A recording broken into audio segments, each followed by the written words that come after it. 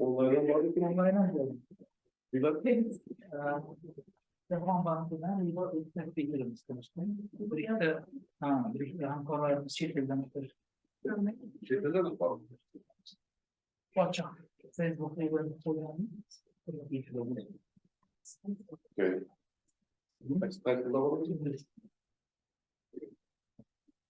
Good morning to everyone. I'm happy to welcome all of you, offline and online, participating in a workshop, which is dedicated to the extremely important topic, water issues between Central Asia and Afghanistan, evolution and contemporary challenges. We have here very impressive number of the speakers with an in-depth knowledge of the situation in this matter. And our main aim is to comprehend not only history and current situation, but try to find some tendencies and elaborate some recommendations to governments on the next steps. I think it's needless to say that it's a topic which has an important for whole Central Asia. Water always has been and will be a decisive factor of sustainable development.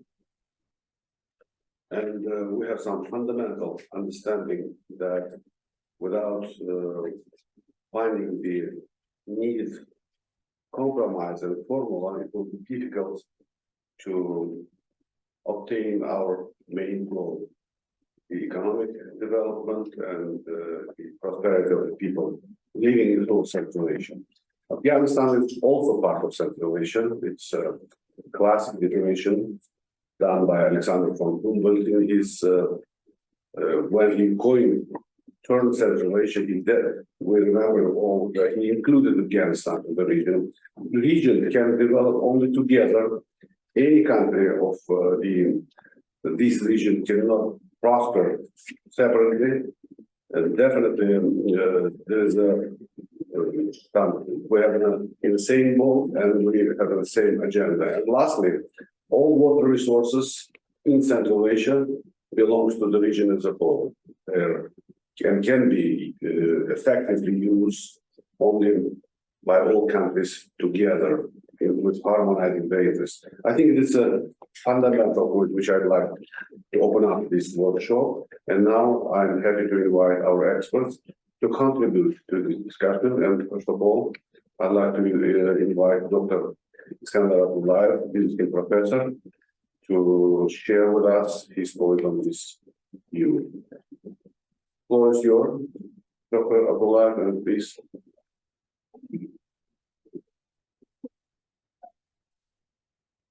Thank you very much. First of all, I would like to thank organizers of the round table to invite the experts and start the dialogue related to Afghanistan and Central Asia issue. Of course, we have a lot of information floating around and correct information, discussion, which is actually very good because I think society are working up and trying to understand that water is not only research focus, it's also part of life and livelihoods. Regarding Afghanistan, I will be sharing my limited experience. By the way, 2007, 2009, I worked in Kunduz River Basin under the project of European Union for Kunduz River Basin. Then already we felt that the situation in Afghanistan with limited water resources, growing population and demand will bring in future some discussions of possibility of using water from another area for the needs of Afghanistan as have been mentioned, is actually the Afghanistan part of the river basin. It contributes to the river and historically have been considered as part of Central Asia. But before we discuss these current issues in context, maybe we have to look into the water context of Central Asia itself and why Afghanistan's intake from Amudarya brings so much discussions. First of all, we had long history. I mean, historically, we are the hotspot on water. It's good meaning. I mean, we depend geographically because of our location and also our dry climate and dynamic demography, competition for with limited water resources puts water as a central issue. I mean, it's a part of everyday life. And also, we know that just recently, we had experienced quite a critical transformation from centralized Soviet system and commonly planned water planning and allocation to the 5 different countries inside Central Asia, I mean, former Soviet part of the Central Asia. So we are still in process of transforming our water systems. And the one good thing which we have to mention, as early as 1992 or 1991 even, the 5 countries were able to set up coordination body. With all critics, this was the good step to try to stabilize post-Soviet water allocation, water management, water planning among these 5 countries. Then Afghanistan wasn't in the focus. I mean, we had just the collapse of the Soviet Union and so on, turmoil, and the 25 Central Asian countries set up their own system. And however, I think we have to also consider the process is unfinished because the collapse of the former Soviet compensation system have also happened there. And the ICWC and all of the institutions have captured part of the function of the Soviet time, but not all. And later, of course, we had also difference in development potential and approaches. So more or less, like somewhere in mid-2000s, countries started also question the system which they have been set. And there are many attempts to settle these differences, between upstream and downstream countries, long-term competition between irrigation and energy. We all know this is the part of history we lived out, and it's also the water context which is we are talking today.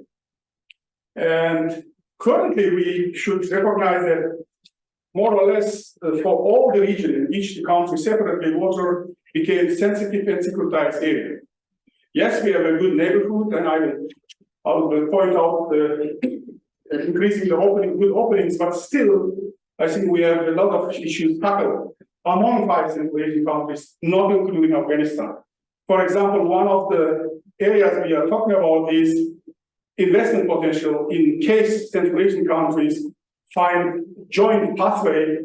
It could be up to $4 billion a year investment into the sector which is water. But also, I think we have to currently recognize the other part of the problem we are facing in the water sector is financial part. I mean, financing of the water sector is becoming also an issue, especially in regional level. That's also an area we have to focus on. I think this is also one of the issues which we have to take into account when we are talking about cooperation at the regional level. However, I think there is also a very good development recently, so-called political integration or political increasingly good relations, which is also increased regional trade. And also we are seeing, lastly, maybe a few last year's water-related issues and tensions are reducing. It's becoming more of cooperation issue rather than competition issue, but long way to go. I should not say it's optimistic because there are some reasons which I will tell. And that one of the reasons maybe we have to focus and highlight is absence of long-term or multilateral agreements on water resources, or so-called basin agreements. We have a lot of good agreements, we have a lot of cooperation, but I think this is good time to strive to have a much more legal basis for cooperation in the region.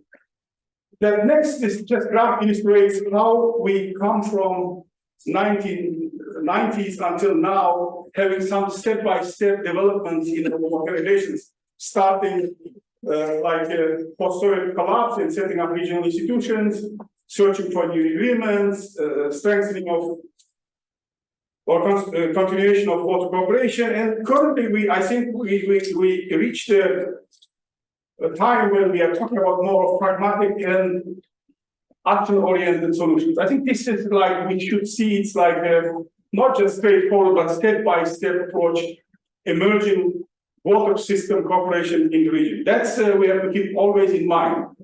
I remember still maybe in Arabic later, somewhere even after 2000s, that in the region we started talking about how Afghanistan could be included in the picture.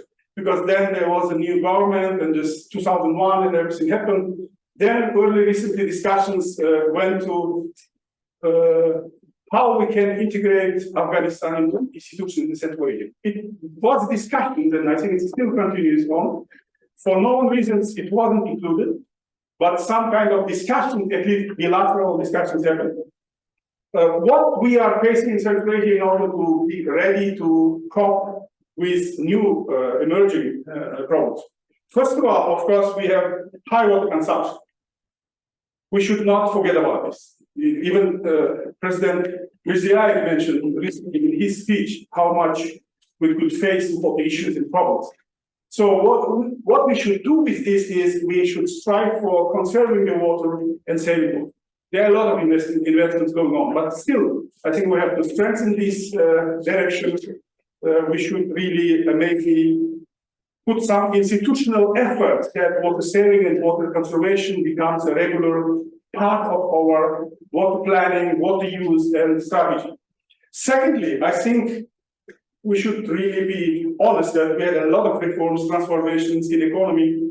Currently, Central Asian economies, Uzbekistan's economy, even the last few years, becoming more and more market-oriented. However, unfortunately, water sector is one of the least economically modified sectors. That's we have to be honest with this. Not only in Uzbekistan, not only a problem with Uzbekistan that we have low water productivity.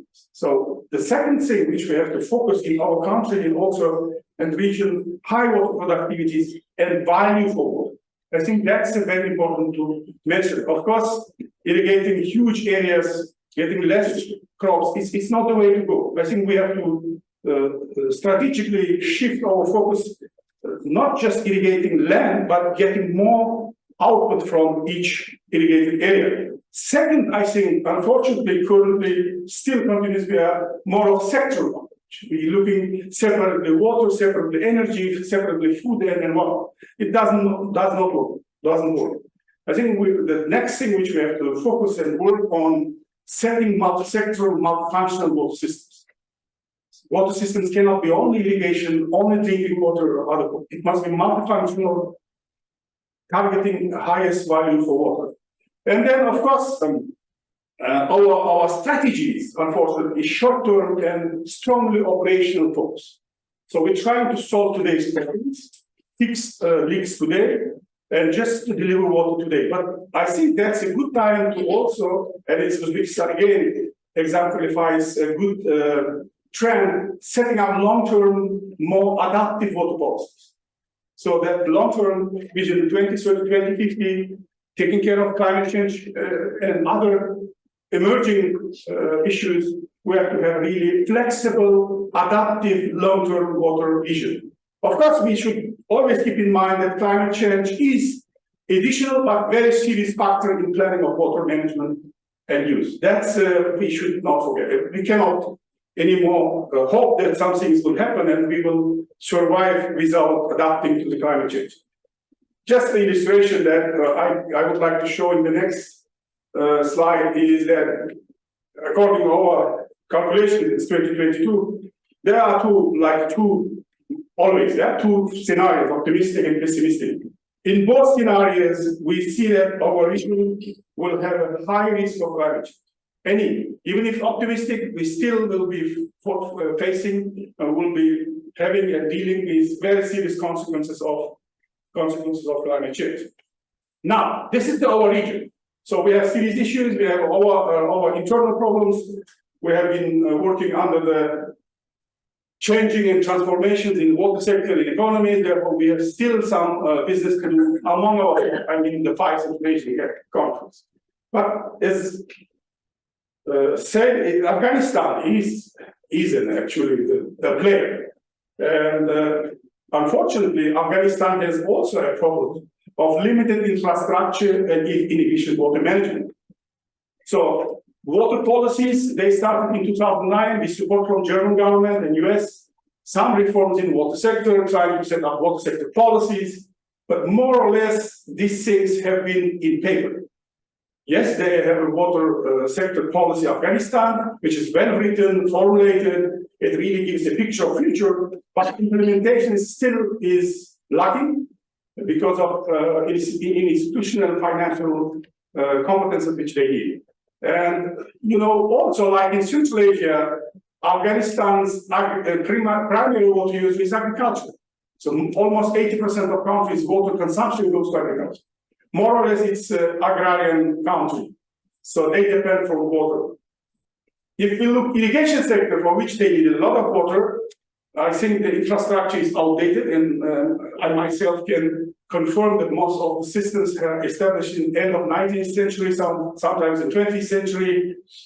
Mirage system, which we know from history, all these are in place, it's working. Sometimes properly, sometimes not properly, a lot of waterlogging, or use of water, salinization, and of course, water use policies are outdated. So it's a dire situation in irrigation, but one thing is very important to mention, that there is hardly one can say the government policies. Most of the policies crafted and created at the local level.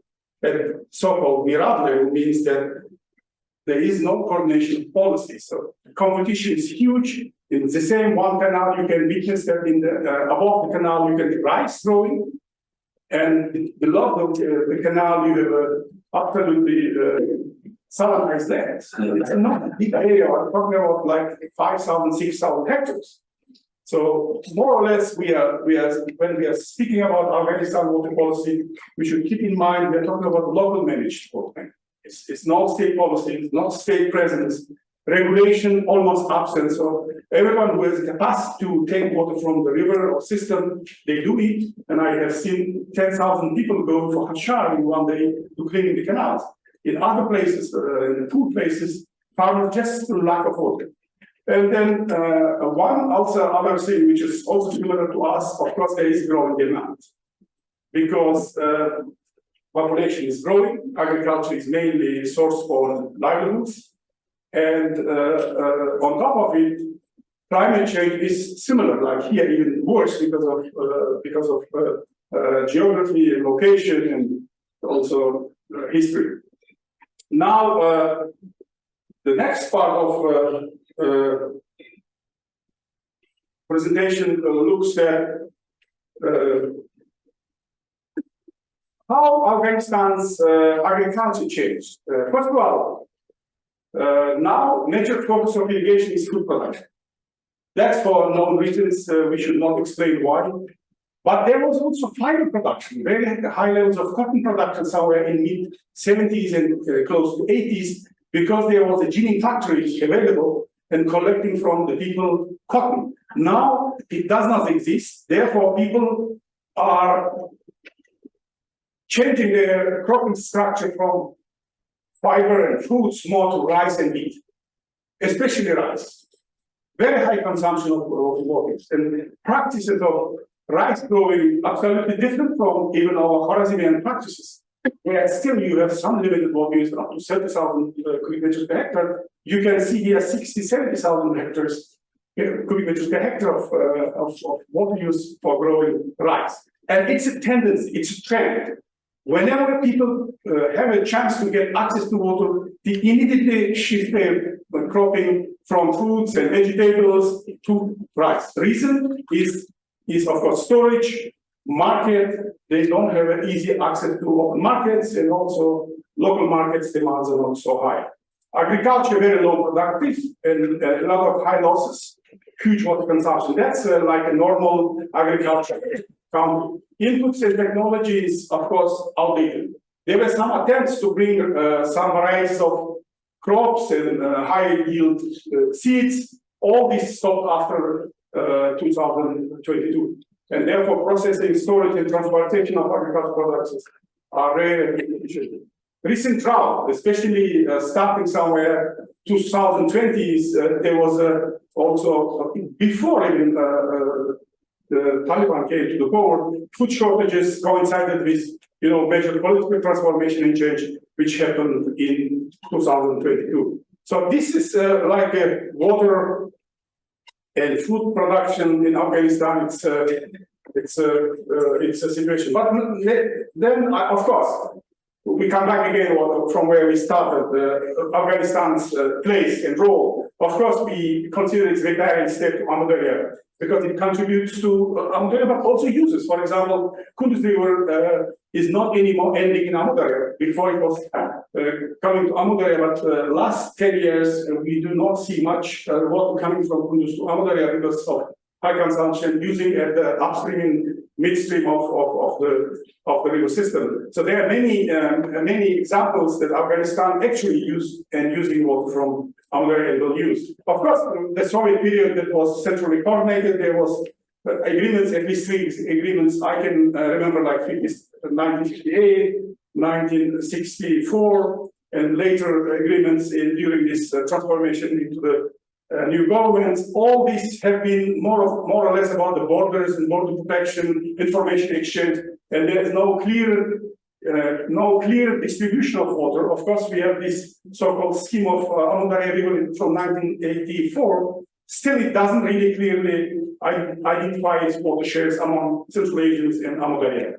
Of course, independent period, as I said, security focused. Afghanistan was considered long time as a security threat. There was a limited interaction, mostly bilateral activities like between Tajikistan and Afghanistan on glaciers and cooperation on water exchange, which was facilitated by international partners. 2001, 2002, 22, of course, Afghanistan also witnessed some transformations of water sector. I thought that GIZ have been supporting Afghan government to set up water policies. Water sector development programs have been in place. A lot of rehabilitation started, and there was a so-called water projects is popping up in different parts of Afghanistan. There have been also positive examples of water projects, but also some negative. For example, when I worked in Kunduz River, I witnessed myself that there was plans actually transforming NIRAP system into the water use associations. So it didn't work. Actually, it disturbed the system, which was working more or less okay, and people started to ask money for Ashar, for free work, and that actually turned to become quite a not successful example. But there are also a lot of successful examples, and I saw thousands of canals that were rehabilitated, water reservoirs have been reviewed, irrigation system improved, water users got support. I think there was a mixed result, but it was emerging, like in Central Asia, transformations. This is like an example and illustration that Afghanistan is actually a riparian state. That's 2 tables you all know how much water in average Afghanistan contributes to Amudarya and how much it uses. And irrigated land, for your information, in Amudarya Basin, Afghanistan actually irrigates around 1.1 million hectares of irrigated land currently. So it's a huge area. Actually, it's not small land. Over 1 million hectares of land still irrigated in Amudarya Basin, and according to some calculations, it could be extended up to 3 million hectares. That's really projections, examples, research which have been conducted in Afghanistan. Now, if we come to this canal, most of you know that there are actually a lot of rumors, a lot of indicators. I try to really put them together. It's not the last or correct. It's just collected from different sources. It says up to 5 cubic kilometers of water could be withdrawn from Amudarya. It will be around 300 kilometers of length, 150,000 hectares of irrigated area. So mainly what we expected, many discussions focus is water shortage, which could happen in the middle and downstream of Amudarya. We also know, due to explained reasons before, higher water losses will be in new canal area itself, but also irrigated area. And of course, that there will be some geological and hydrological and hydrogeology changes, riverbanks, etc. All these are now said and informed and written and reported But this all are projections, yeah? Everything will depend what kind of final version of canal we will see. Now, what should we do with this all? And is there any way out? Just from my, it's not the political point of view, it's not the, it's just the engineering and technical point of view. Of course, one way will be increasing and improving agricultural cooperation between Central Asia and Afghanistan. That's for sure, because supply deficit actually creates a demand for agricultural products, and more or less Afghanistan should feed its own people. Secondly, of course, inputs. As I said, there is a water maybe available, but then inputs not available. So you have low productive agriculture. So cooperation on provision of agriculture inputs could help enhance water use productivity around this, especially in all irrigated areas, which are, I think, mostly good to recover, good to use, and not creating new irrigated areas which are low productive. Extension support, I think that have been done very well by ICARDE and other international partners. I think their safe return and contribution of their operation could give actually very good support for Afghan farmers to increase their productivity. Of course, we should try to avoid and explain development of newly irrigated low productive lands. There are a huge area of lands which are sent, and we can then, of course, come back to a mistake which Central Asia have made in mid-1760s when we started to irrigate low productive lands. I think that can repeat our mistake. I think that should be avoided and explained and taken care of. This is, I call first start, yeah, immediate actions. Secondly, of course, trade and supply of food products to Afghanistan. It's mainly area which Central Asia is having already a good track. I think that will be continued. And of course, energy trade. I think that is also very important. We are doing it, and I think we should not stop energy trade. Training of technicians, capacity building, engineers, water specialists.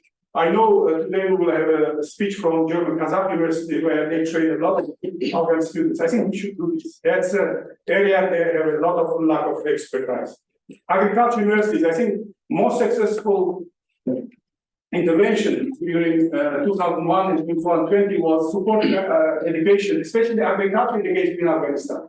I have seen in each province very nice agriculture university. I teach myself in Kunduz and also Mozart Agriculture University for 3 months. It's an excellent place where you can train future people. Of course, communities of practice, I think we should try to find out and relink our cooperation, which was built earlier with Afghan communities, especially on water and agriculture. Of course, we have to do joint research. This is one example, interdisciplinary research to understand solutions more in depth, because now it's good time not to only criticize and show how much is creating a problem, but how we can solve these problems and what kind of approach can be proposed. Third track, of course, is political action. Political science today will give much more. I think this is like a platform for crafting regional water agreements. It could be done under UNRCC or other projects which are active facilitation. But also IPAS, I'm sure Dinara could highlight how they can, in different tracks, engage Afghanistan's experts or politicians into the discussions on water cooperation. And of course, we know that we have these bilateral working groups like Afghanistan, Uzbekistan, and also Afghanistan, Turkmenistan. I think these working groups could help to enhance and also discuss the issues in a way that we find a solution, not to make it worse problem or talking to a long time, just make a solution. Last, maybe, if you all know, we have here a colleague from World Bank. That's a very nice map. Yesterday I saw it. It's, I think, also shows that there is not only what you say challenges, but the opportunities. This map shows actually by 2050, if we continue today's path, our region will lose up to 3% of its GDP. But there is also good, better path. If we work together and really try to solve our problems, actually we can increase our GDP up to 6%. So this is everything in our hands. Today's discussion is good. Even if we include Afghanistan, if we cooperate better, apply solutions into the problems, we have quite a good future as well. Thank you. I should stop here. Thank you very much. I think it was extremely informative analysis of the situation. Now it's time for Q&As. Do you have any questions on to the Dr. Abdullah? Or we can postpone it to the next phase when we will meet the body. According to the agenda, Yes. I'm supposed to invite you to raise a question. If not, I will deliver moderation to our distinguished professor tomorrow, and you will come back. Go ahead. Thank you very much, dear colleagues. We have a kind of logical sequence of our speakers, and after discussing the background and having the broader picture, I would like to invite to the discussion Mr. Hamza Bortay, who is Senior Research Fellow at the Institute for Advanced International Studies. He will talk mainly about the developments, the current state of Kosh-tepa canal and some factors driving its construction from our point of view. So, Mr. Bortay, the floor is yours. Thank you, Dr. Muhammad, for giving us an opportunity to talk about one of the challenging issues of our time. So my topic is, as Dr. Muhammad mentioned, about more political side of the canal. So the topic is current state and factor driving its construction. So on the first slide, you can see the construction of the canal. It's based on the north of Afghanistan. And speaking of the project itself, we need to give attention to some details about the project. The rush and speed of the construction started in basically last year in March. Since then, over 100 kilometers of 280 kilometer long canal has been built. And the main contractor of the project is Afghanistan National Development Company, with more than 200 local subcontractors, is helping to build this canal. I mean, actually digging the canal. And some experts estimate some 5,500 people and over 3,300 bits of machinery are involved in the construction of this project. The canal could divert more than 650 cubic meters of water per second from Amdari, which is huge. When it's completed, of course. So, as I mentioned, the political the dimension of the issue is very important. So Taliban rationale, in our perspective, for the following three reasons, Taliban is actually constructing this canal. Domestically, the movement wants to enhance the governance on the north side of Afghanistan, where the popularity of Taliban is lacking, and B, increasing the agricultural capacity of the northern regions, and through this, creating potential economic opportunities for newly relocated population is one of the main, might be in our perspective, one of the main reasons for such a speed behind constructing the canal. And regionally, as I call it, neighbors first, then the rest, so-called strategy of Taliban movement, which means Taliban wants the recognition. I think that the main reason why Taliban is so enthusiastic about building the canal and constructing the canal in so rush could be explained by getting acknowledgement and recognition, first of all, from its immediate neighbors. And internationally also, the main purpose in our perspective could be getting international recognition through showing its capacity and capability, such a huge project in a short period of time. So it's these three the dimensions could be, in our perspective, the rationale behind the Taliban's speedy construction. So, of course, we have challenges with constructing the canal. So the first is going to be the regulatory issues. We know Afghanistan is not a part of a wider Central Asia water regulatory system.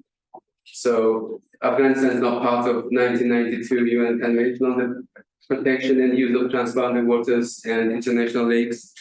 And secondly, Afghanistan is not a part of 1992 agreement between 5 Central Asian countries on cooperation in the field of joint management on utilization and protection of water resources from interstate sources. So it's going to be a regulatory issue. So the next challenge is, of course, the water stress. As we know, Central Asian countries, specifically Uzbekistan, the use of water is for agricultural purposes.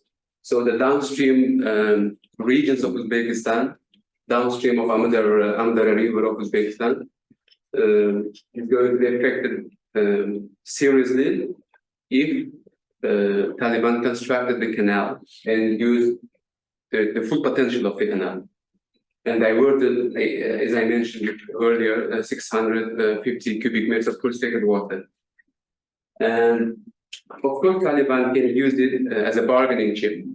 It means the Taliban government could use the water as a political leverage to affect the policy of its neighbors. And with challenges, of course, we have opportunities. The regional cooperation is going to be the #1 opportunity for both Central Asian countries in Afghanistan to have a potential cooperation in the future, and cooperation on construction. Taliban, the Central Asian countries, including Uzbekistan, have already expressed its willingness to support technically building the canal according to the modern canal building techniques and technologies. And for Afghanistan itself, the development of the northern Afghanistan could be huge potential for if the canal is constructed, because the northern regions, as I mentioned, the population of the northern Afghanistan are not so much enthusiastic about Taliban's rule. So the Taliban can bring them the development, and as a result of development, so through trade and through cooperation with Afghanistan northern neighbors, can bring so much potential to the north of Afghanistan. So I'm going to stop here, and if you have any questions, you may ask. Okay, thank you very much, Mr. Walter. I think the issues which you raised, we will continue in our further discussions, especially legal dimension. Dr. Zekanshina will talk about it. But now I would like to give the floor to Dr. Absamat Haidar, who would like to talk about scenarios of cooperation between Central Asia and Afghanistan on world issues. He's the director of the Diplomatic Academy at the University of World Economy and Diplomacy, and also has an experience of serving as a chief of political affairs division in UNAMA in Afghanistan for 10 years. Yeah, So please. thank you very much, Mr. Chairman. But I should mention that I never been English in water issues, but in any case, I would like to provide some views on the issue. And before moving to the possible scenarios of cooperation between Central Asia and Afghanistan on water issues, I would like to provide information.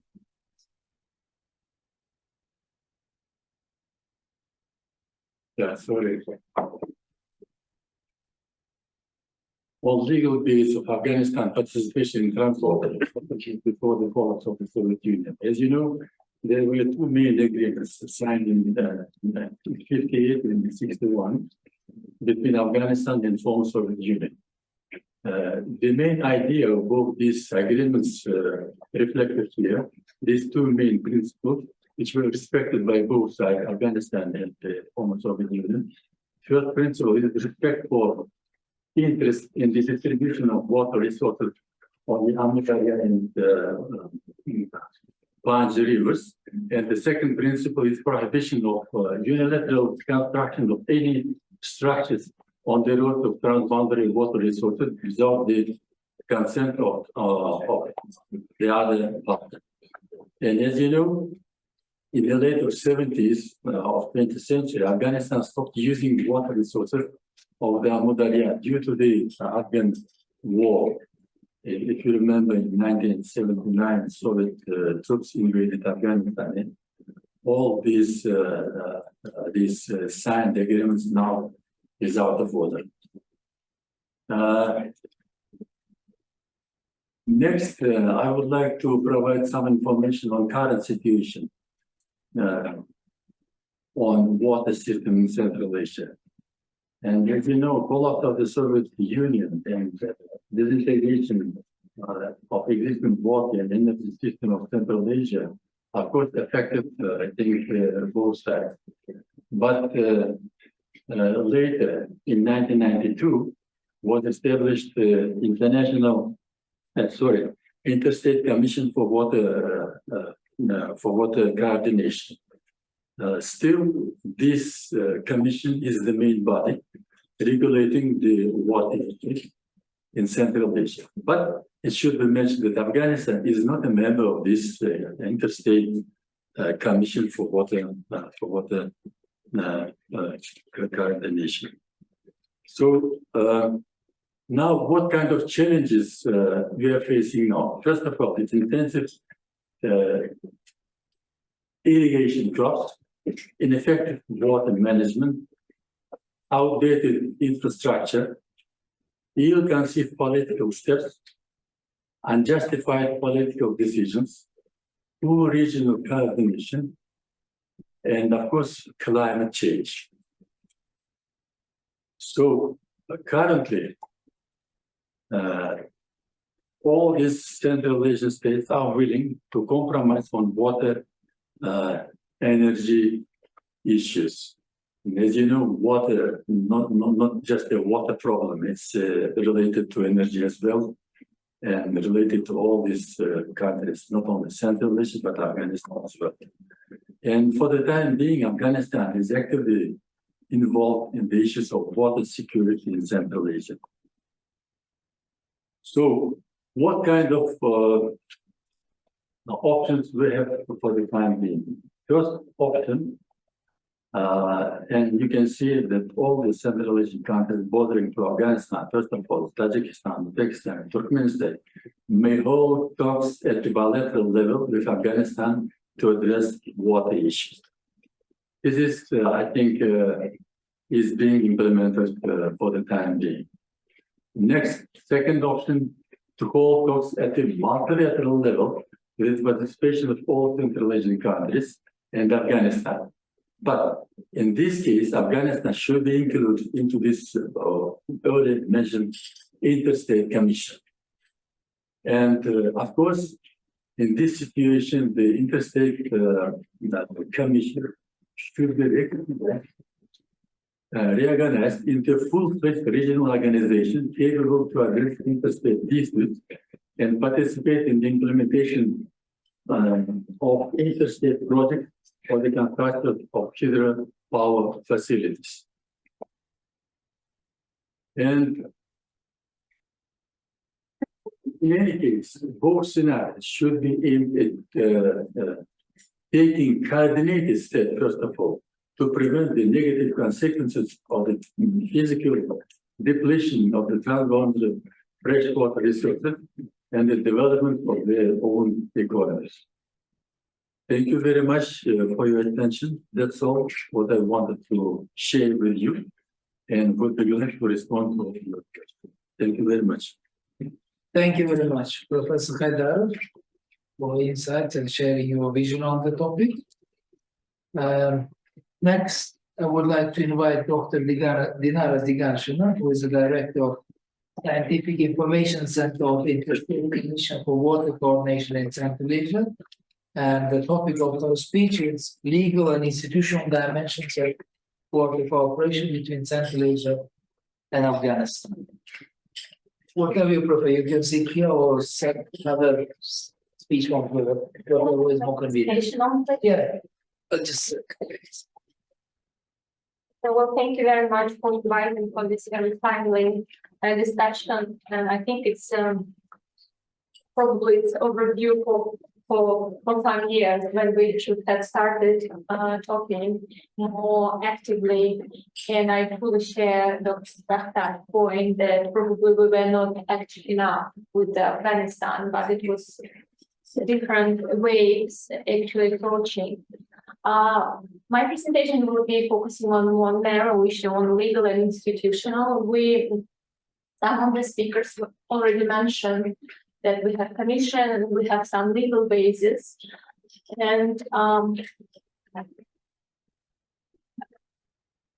so basically we have different options for the treaty law. It's a universal agreement that we already mentioned, 1997 UN Water Courses Convention, CBD and desertification and climate change, all of them more or less affect water-related issues.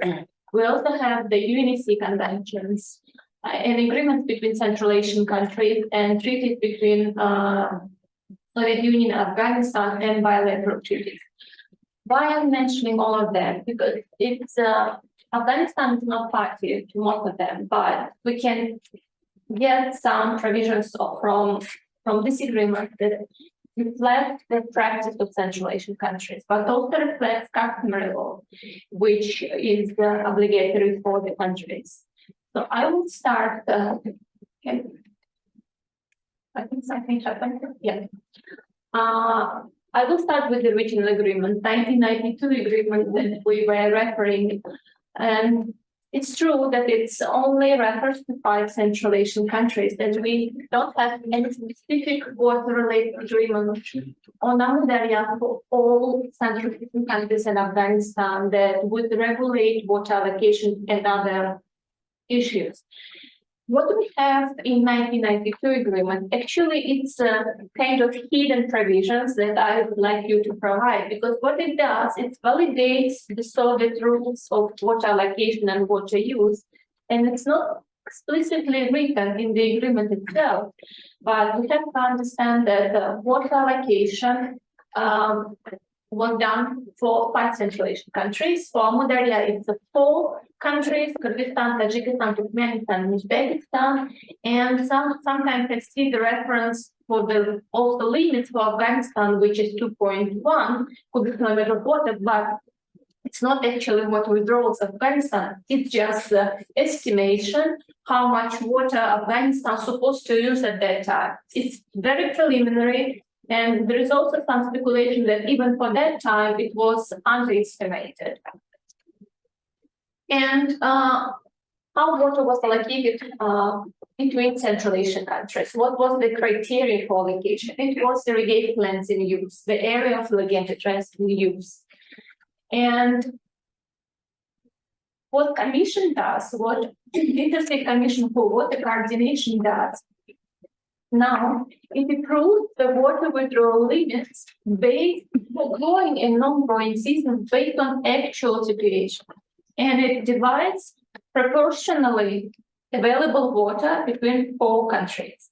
So I think it's a very important point that we all have to remember, that we all share the deficit, we all share high water years, we all share the general water management situation in the region between all countries.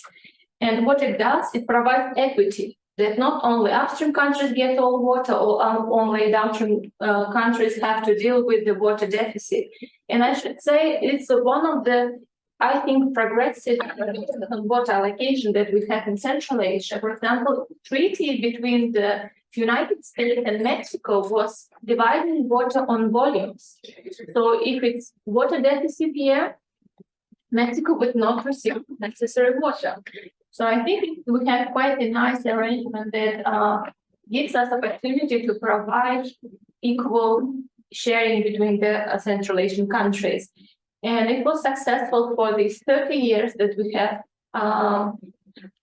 And here I'm providing the general structure of the commission that was established in 1992. It comprised of 5 ministers of water, or the heads of water-related ministries and agencies in 5 Central Asian countries. And in addition to have executive bodies, Basin Water Organization Amudarya and Basin Water Organization Sirdarya, a Scientific Information Center, Secretariat, and Coordination Meteorological Center. And it also has territorial units in all Central Asian countries to implement those decisions. So Commission not only establishes limits, it also does actual operational water allocation. And another one of the main tasks of the Commission to define water policy in the region. So I would draw your attention at this point. So we're not only dividing water, actual water, but also we have to think about the future. So probably our cooperation with Afghanistan has to be focusing on our future development, on the future joint basin planning for the whole basin, not how we will reflect on what is happening, but jointly developing the basin planning that will take into account the new needs of Afghanistan, climate change, different economic, geopolitical, social conditions, how we can satisfy the needs of the whole region, of the whole basin, depending on the resources that we have. In the second set of treaties, it's actually very relevant to what Professor Haidar was mentioning on the Soviet agreements between Afghanistan and Soviet Union. Why I think it's still relevant? Because Tajikistan, Turkmenistan, and Uzbekistan are the successors of the Soviet Union with respect to border and other territorial regimes with Afghanistan, with the border countries. And if you look at the 1958 treaty, you can see a lot of provisions actually which talk about the general rules, how countries agreed to use water. There is no water allocation provision. There is no specific number how much water we can take, but it provides very specific and I think quite straightforward direction for us to start and to continue a constructive and practical negotiation with Afghanistan. It says that countries have to respect mutual rights and interests of all countries, and all issues that concern the use of water connected with the frontier water, which is Amudarya, shall be governed by special agreements. So we all have to aim at reaching these special agreements, and you also have other provisions which specify that this use might be affecting diversion of water, influence the flow of water, and new docks or new construction. So it all requires the negotiation and agreement between the two countries. And I think the whole point here today, what would be the basis for our cooperation and our negotiation. And the final set of agreements, it's a global treaties. And as you can see, Afghanistan is not party to these many universal agreements. We can base only on biodiversity convention, which also provides some provisions, I would say, on water protection. But my main point here that we can base our negotiation with Afghanistan, all sides, on the customary international law, which can be drawn from this agreement that I mentioned.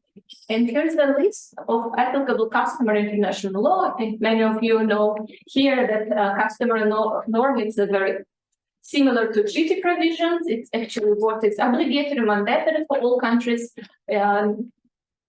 irrespective of if the party of treaty or not. So this is the set of provision that I found, which now has the status of customary international law. It's equitable and reasonable use.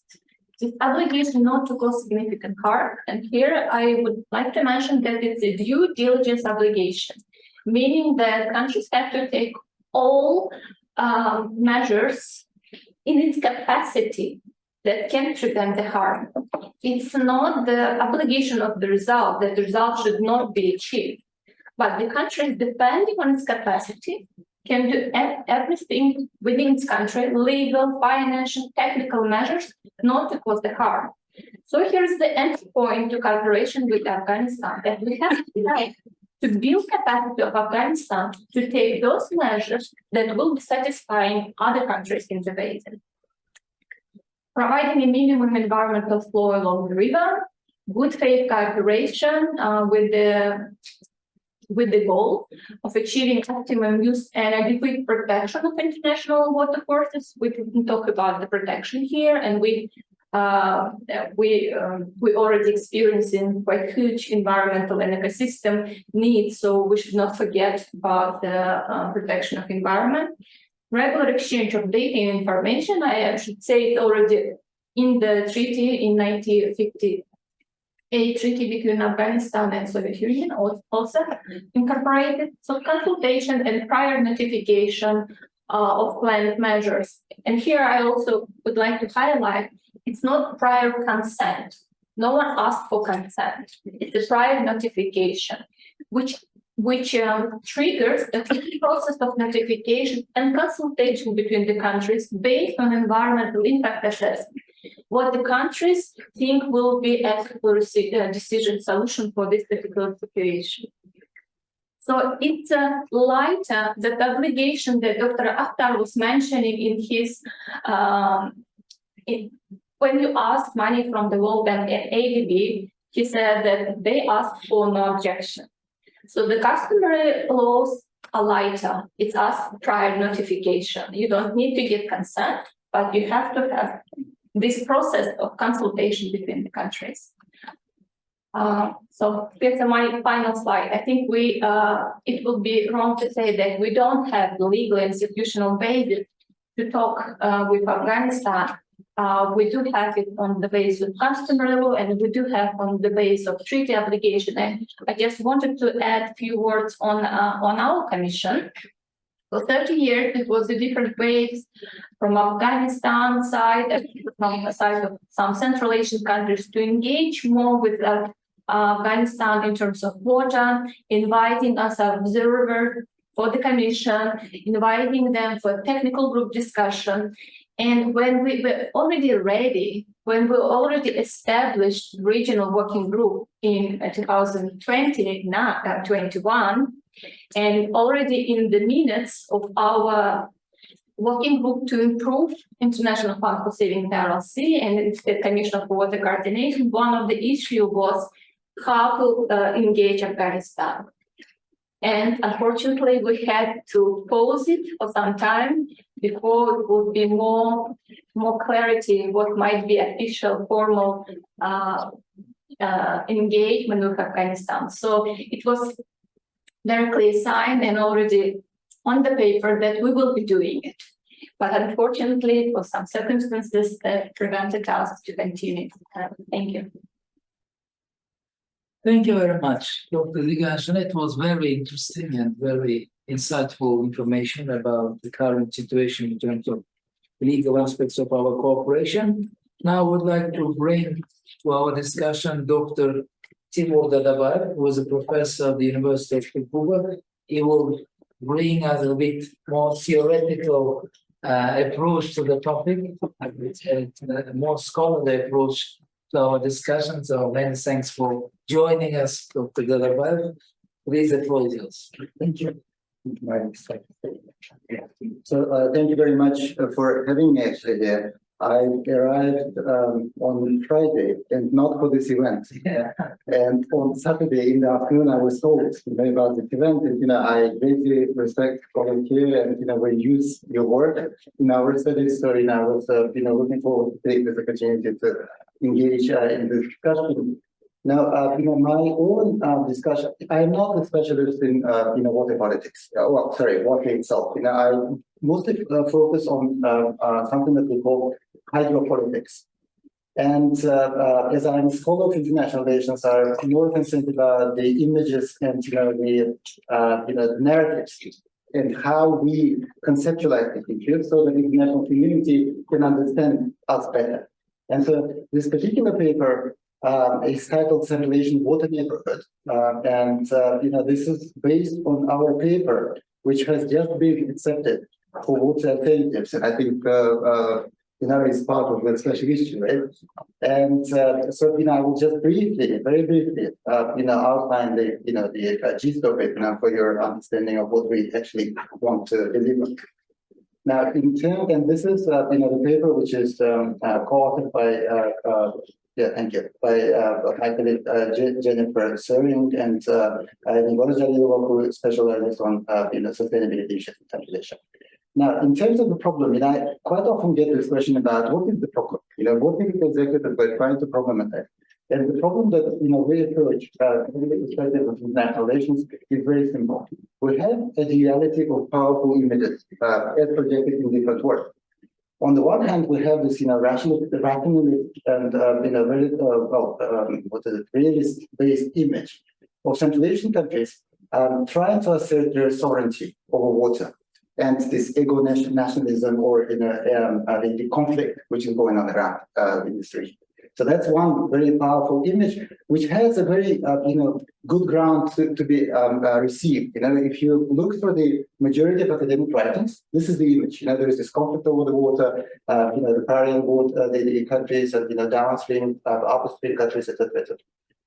The second very powerful alternative image that we have is liberalist one, which suggests that we need to have cooperation. And normally the schemes of cooperation, they are defined not in the region. They are predefined outside the region, and they're given to us in terms for us to consider and then apply if we can. Yeah.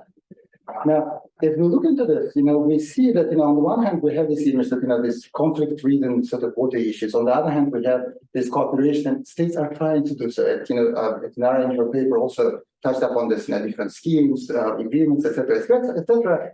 So we have these three images. However, the question remains. Although we're talking about the same water issue, we talk about the conflict and cooperation at the same time. We say, well, this is conflicting, we cannot resolve it. On the other hand, we say, well, we have cooperation, we have different schemes. Now, the question that we pose in this paper is very simple. How can we reconcile these two positions? When we explain this to international donors, when we explain this to international organizations, how is it that we need to explain the situation? Is it conflict-driven? Is it cooperation-driven? What is it? And then also, another sort of aspect, and I think I was very glad that Dinara touched upon this, about the norms and the issues of customary international law. We are not dealing with the law because we're not law specialists, but we do think that values and norms, traditions of society that we're discussing, we have a very important input for the schemes that we sort of build around sharing water. So. The second question that we raise is that how can we what role these norms, values play in shaping a relationship between the countries? Do they play any role, or is it just law that we need to base on? So these are the questions that we're thinking about. Now, in terms of our argument, and I'm going to jump into the argument. The paper is like 30 long, and I'm not going to go into each detail. However, we used your works and Professor Abdullah's work when we touched upon different stages and different periods of time in history to reconsider these trends. Because all of these periods, when we looked into how they are grouped, they are either discussed from the realism perspective or liberalism perspective. We believe that there is this connectivity between all of these periods, and these are not necessarily conflicting with each other. But if you have questions, we can discuss it. But let me jump to the arguments of our paper that we're developing. The first thing is we believe that something that we call rationalist approaches, approaches which are accounted by realism and liberalism, which believe that water is a strategic realm, that all the issues around water are negotiated and being considered through the perspective of gain and loss. We believe this is not exactly what's going on with the water in this particular region, and we believe that these discussions are excessively focused on strategic bargaining. That it's all about bargaining. But even in the key speech today, Professor Abdullah suggested that many of these policies are not governmentally driven. There are no governmental policies. So how can we have strategic bargaining, but there are no governmental policies? It's by itself, this assumption is wrong. So we believe that this is excessive focus on the strategic bargaining. The second argument that we're making is that this particular approaches underestimate the power of norms and perceptions in this social construction of relations. We believe Central Asian countries and Afghanistan are continuously engaged in social construction. Whatever is going on, even this event, with this new channel being constructed, we see it not as a borderline we need to make the conclusion about it. We think this is a message that we need to take from Afghanistan and see how we can fit our own sort of policy into it. The third point, we believe that there is a need to uncover the social and cultural practices that influence the way water is managed and shared in Central Asia. Unfortunately, whenever we talk about the water, we talk about law, we talk about institutions, we never talk about how the people perceive this, the issue of the water. And that detaches us from the society. Then it's like, we're talking about water in Central Asia, but essentially it can be, any other region. It can be Latin America for that matter, But this is not the case because we're talking about Central Asia, so we need to base our judgment on the perceptions and understanding and norms of water in the region here. The fourth point, we were thinking about what would be the right term to introduce to describe, this regional sort of approach to the water. And we also have this, water basin associations and different kinds of terms. Yeah, funny terms because they're all brought in from other regions to reflect on what's going on in Central Asia. We here emphasize this new notion of the water neighborhood. Now, later on, I'll come to the point of one of the questions that we got in the review of the paper was what is water neighborhood? What is the definition? What are the constituent elements? And so I'll touch on. And the big point that we argue about, or argue for in this paper, is that we believe that conflict and cooperation, as depicted by a realist and liberalist school, they do not necessarily exclude each other. We can still have conflict and cooperation, but nevertheless we can consolidate our positions, or we can have a consensus about our positions. Conflict and cooperation very often coexist in the same social space as in society. You live in the same neighborhood. We can be friends with someone, or we can be on a very conflicting term with others. That doesn't exclude this notion of the what the neighborhood and the importance of consolidating your positions. So that's what we argue. We believe that although realists focus on conflict and liberalists focus on cooperation, we need to take into account both angles of water relations. Now, in terms of the flow of our argument in the paper, we start with a critical overview of dominant previous studies. I've attempted to cover most of the studies that have been published both locally and internationally, and we realized that in most of these cases, we talk about the state actors, rational choices, strategic approaches to water, but we believe there is so much which is left behind it or outside of it that we need to cover. And instead of this rationalism, we offer the notion of constructivism. Constructivism emphasizes that all the processes which are taking place between the states are the subjects of the social construction of the state. And any policy that I take, they are influenced by the policies of others. And this is the kind of reaction. So we need to catch not so much on what we want, but rather the outcome of what happens as the social construction of these policies is taking place. The fourth point we emphasize here is the we then analyze 4 phases of hydropolitics. And another famous scholar, Venga, he already pointed to 3 stages of cooperation between water. We extended his coverage and added 4, which is post 2016. Changes in Uzbekistan, the regional environment, it changes the whole sort of dynamics of how water is considered. And that brings us to a reconsideration of all the previous 3 stages, because in many and so on, these 3 stages were mostly driven by this notion of cooperation, liberalism, etc. We believe that this needs to be changed and reconsidered through the constructivist notions, and we were able to do so because we have this new state in post 2016, which allows us by offering us empirical evidence that can be further considered. And then we propose this looking into these notions of brotherhood and fraternity and informal collective decision making as aspects of water neighborhood. Now, you might ask us, what is the methodological tool to do so? And we were quite surprised that as we went through all the agreements and statements of state leaders, in all of them, we actually counted this word of brotherhood, neighborhood, and fraternity. And it was quite surprising for us that, despite this, conflicting narratives, there is this, commonality of arguments, for water sharing among them. And this is something that brought us to the idea that maybe this kind of emotional and social terms may be operationalized and, used to construct this notion of water neighborhood in Turkey. And then the final section, we discuss and conclude the findings of, what would be the implication of this water neighborhood for, the constructing of the narrative coming from the region. Now, in terms of the theoretical critique, I already suggested that, we have this realist narrative and then liberalist narrative. And in all of this, we see the features, again, which do not go beyond this state sort of focus policy.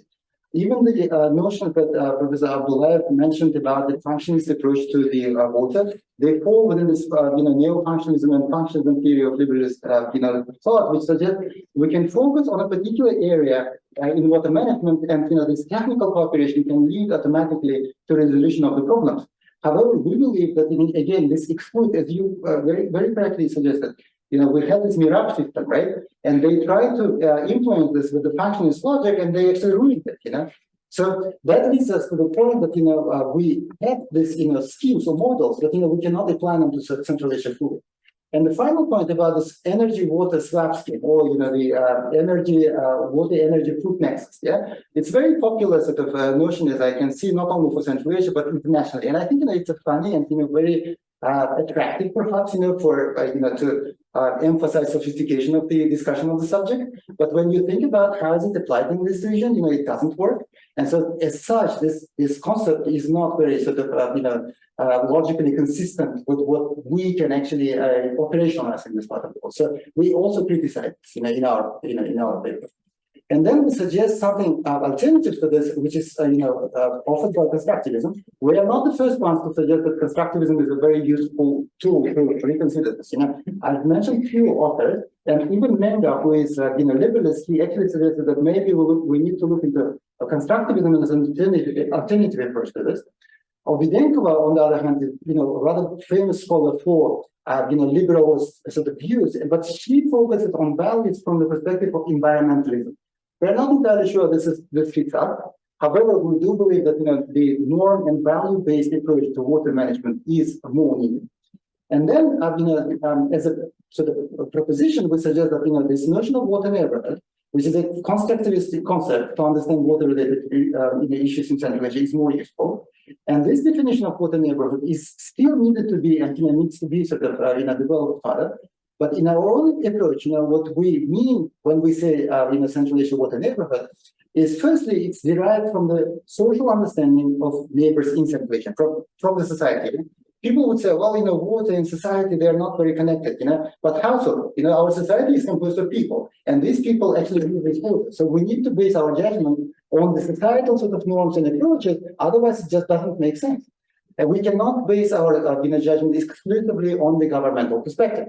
The second point that we mentioned when we say Central Asian water neighborhood is that sustaining common neighborhood owned facilities has been here historically for a very long time, including water. But with the Soviet so-called modernization and transformation, we moved away from it, and majority of these functions were actually handed over to the state bodies. And not that I argue about returning to this, but I believe that these common values still sustain themselves, and they sustain themselves throughout the common Soviet history among the water specialists. They were trained in the same places. They always communicated with each other, and even the ministers in the first years of independence, they graduated from Leningrad and Moscow universities from the same schools. So whenever the problems existed, they would talk to each other as opposed to basing their judgment on a particular sort of rules, right? So this value is actually sustained throughout the Soviet history, and we do still have these common values, which are based on our own ethnic and religious attitudes, not only towards water, but different issues, including those which are related to neighborhood. So the importance of neighborhood is also informed, and this is very important, I think, when we consider Afghanistan.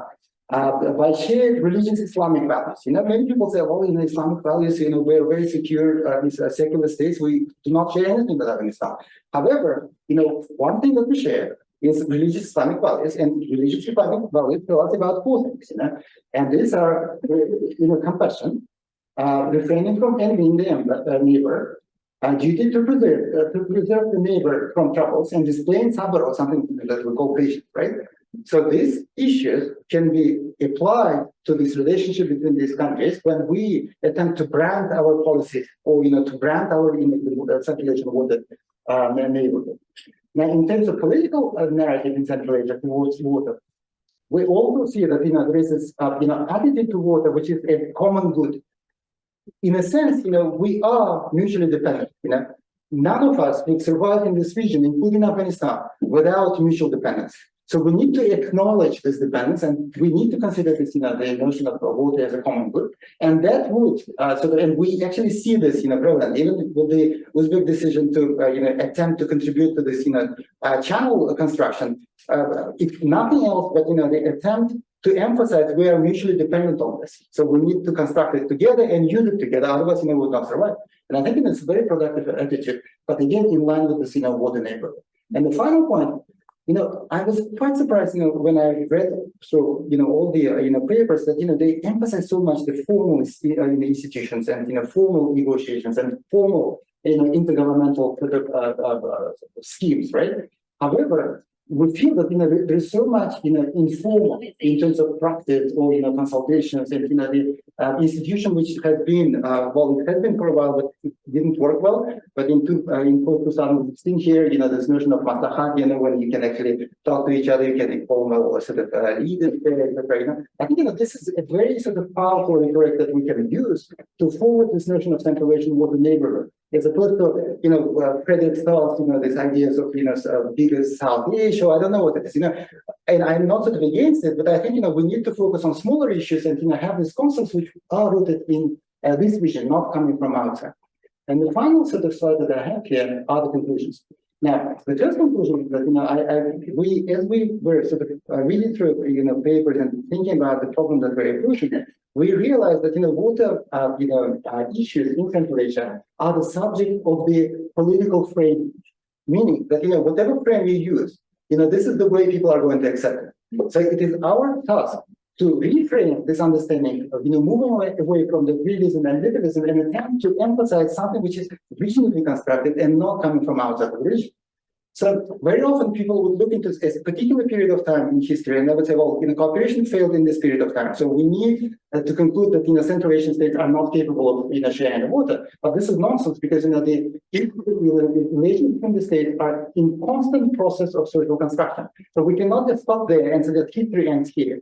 So we need to look into the continuity and, the commonalities of these steps and see what is the final outcome of the social construction. And because, even in human society, we have these interactions with each other, and, our attitudes to certain issue are always the subject of influences from other people. So in the same way, we believe that, we need to move away from the snapshot, realist, narrative of structure of, binary conflict cooperation, the dichotomy of Central of water, and provide, this, coverage of the social construction.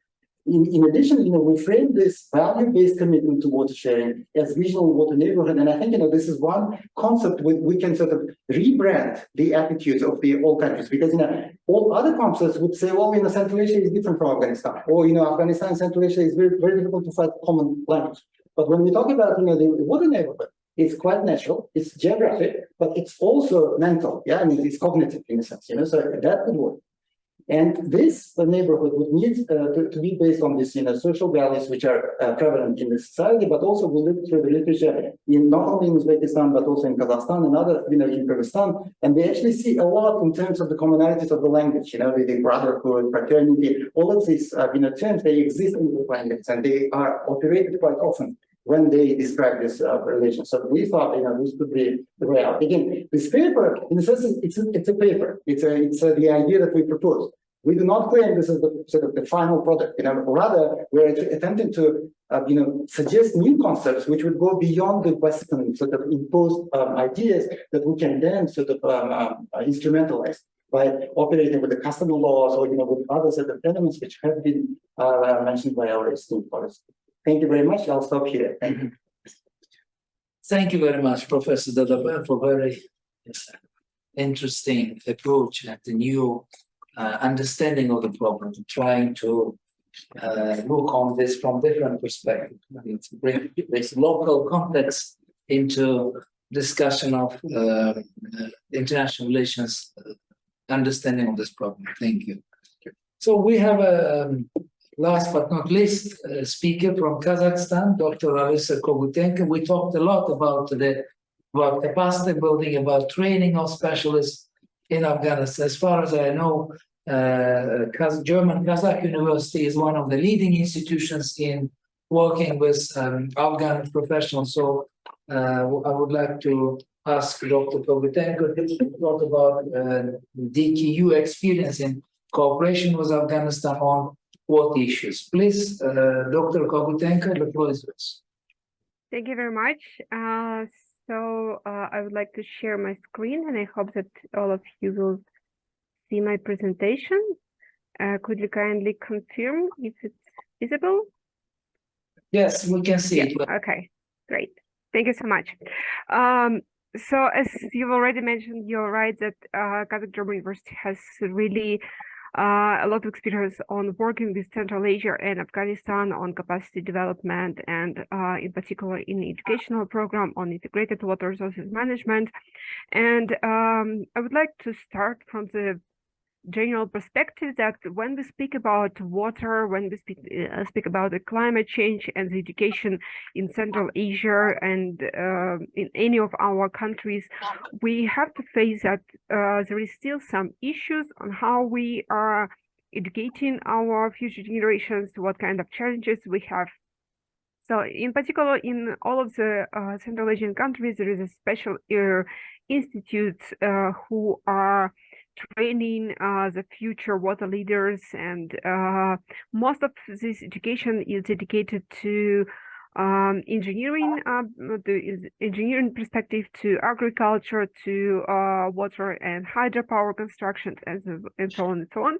But not so many actually of our universities are providing the program which would really teach the management of water resources, which would combine the experience from all Central Asian countries and could give the perspective on how to cooperate, what would be the perspective for all of our Central Asian countries on the water and climate change perspective.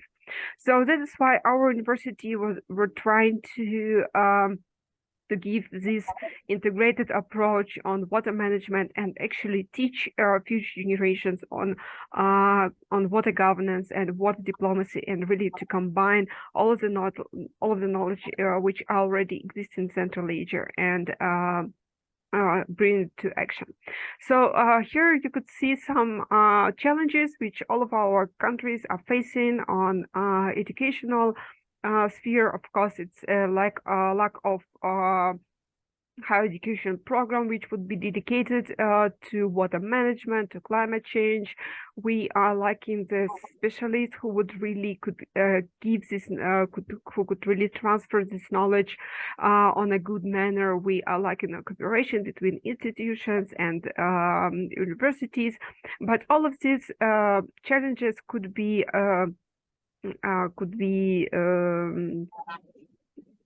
solved if we really bring cooperation between all of us, all Central Asian countries. And because we know that in each particular country there is a brilliant specialist who could share their knowledge with other specialists in the other countries. For example, in Tashkent, we have Tashkent Institute of Irrigation with really brilliant professors who would be and the access to this knowledge which are created in this institute would be really interesting to share and spread this knowledge about all Central Asian countries. And our university is providing the opportunity to bring knowledge from Europe to Central Asia to see on how their world specialists are checking these issues of water and climate change in Central Asia, and how they are trying to help us to solve these issues on a scientific manner. So that's why our briefly to say our master program integrated water resources management has more than 10 years experience. And what is so special about our master program is that we are focusing not only on Kazakhstan since we are located here, but we are working in particularly with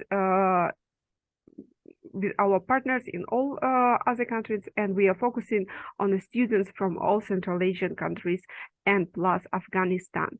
So what does it actually mean? That we are providing the scholarships to all students from all countries, and we are trying to bring them together. We are trying to educate them, to teach them together, that it could create this cooperation and bonding when they're getting back to their countries. And we are having a special program when all of the countries has a possibility to nominate the candidates for studying in our master program, and also that is working with Afghanistan.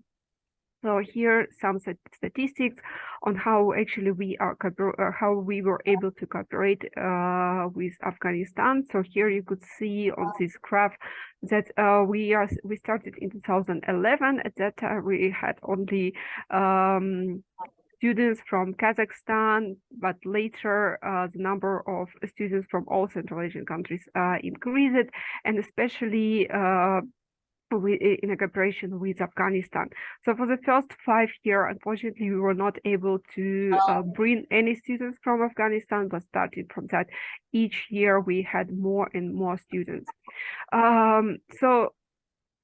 Usually we are trying to give this equal distribution between all countries, and assigning 2 scholarships per country. But if we have really good candidates from somewhere in particular, then we are able to redistribute these scholarships between other countries. For example, for the last 2 years, you could see here that some of the scholarships from Kazakhstan, for example, were transferred to Afghanistan, because from that country we had really spectacular and really good candidates who were able to pass all of the exams and came to Kazakhstan to study. So for the last 2 years, we have 5 students in each of the cohort from Afghanistan. So that is a really good number, and we are really proud that we are able to bring the students to Kazakhstan to study. So I've already mentioned that all Central Asian countries has the opportunity to nominate their candidates to study in our master program. And if they passed all of the exams, they could be accepted with a special scholarship program. And usually the ministry who are working with us with a good cooperation, that is particularly in Afghanistan, that is Ministry of Energy and Water Resources and Ministry of Agriculture of Kazakhstan, who are nominating their employees to study in our master program, and after they graduated in 2 years, they got back to Afghanistan and continue their work for the country. So that is a really great achievement for us, that our students did not just participate and disappear, but they really getting back to the organization where they could make some changes and could really work for their countries. So it's also interesting to check what kind of background our students usually have. So here you could see that from all of their that is a special statistics for Afghanistan, and here you could see that from all of the students which we had for the past years, most of them were coming right after the previous education. They were doing their bachelor at some of the universities in Afghanistan or in Kazakhstan or other countries. And then we had some numbers of candidates who were working as a young specialist or specialists in different organizations. And we also have some number of ministry workers, as I already mentioned, who was directly nominated do our master program. And also most of these specialists, they were having engineering background. Some of them has some social science background or economical science, but most of them were focusing on engineering and also were able to continue this to update their knowledge not only on engineering but also on management of water resources. So here's some information about our alumni network, which we have already in Kazakhstan and other Central Asian countries. So over this more than 10 years, we have more than 120 alumni. And most of them are working in different international organizations or state agencies. They were able to continue their education and, for example, doing their PhDs.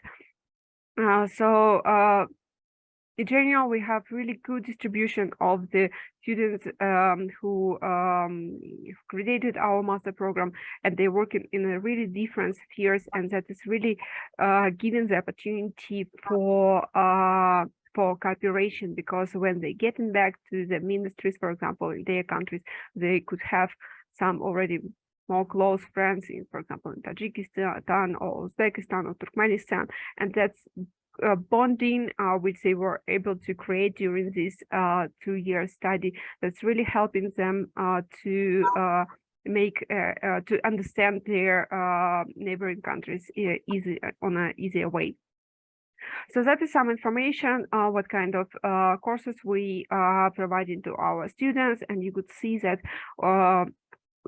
it's more like a 50-50 on natural and technical science, and also the information about social, political, and economical science, which is really important and becoming more and more important nowadays. We have a special course on water diplomacy, which we started 3 years ago, and this specific course is really interesting for our Afghan students. And I want to show this slide first. That is just, I wanted to share with you the examples of the master thesis, which was focusing our students for the last 5 years from Afghanistan. And you could see that students from Afghanistan, they really choose the topic on Afghanistan. They really want to know what's going on in this country, how they could support the water diplomacy, water governance, water cooperation, how they could face transboundary issues in Afghanistan. And they are really focusing on these aspects, and they're really trying to find these the answers to all of these questions. Of course, some of the topics there are dedicated to engineer, for example, on flood risk, on glacier degradation, on water management in general, but the majority of the topics are actually dedicated to water management, water governance, and water diplomacy. So, and here it's also some of the examples of the opportunities which we are providing to our students. They are able to participate in different international conferences, like summer schools on RLC, on different scientific competitions, or, for example, summer schools in other universities. So that's really to broaden their knowledge on water management, and really to give them more opportunities to show their capacities. So, but when we speak about science, so that also we have some gaps when we speak about water science and climate sciences in Central Asia in particular. That's not only we are speaking about Afghanistan, but about all of our countries. So the biggest one is this need for the transdisciplinary scientific research and cooperation between scientists between all Central Asian countries. And unfortunately, there is a kind of like of sustainability of the research fundings, especially for Afghanistan, where we could really focus on this region and check on how what is going on in this region, how we could support this region. So, and that's also some information, some statistical information that there is a critical gap on the data, in the knowledge in Central Asia when we are speaking about climate change, when we're speaking about the water resources. So we are we are really in a constant need of the new knowledge, on the development of this new knowledge in for Central Asia and Afghanistan in particularly.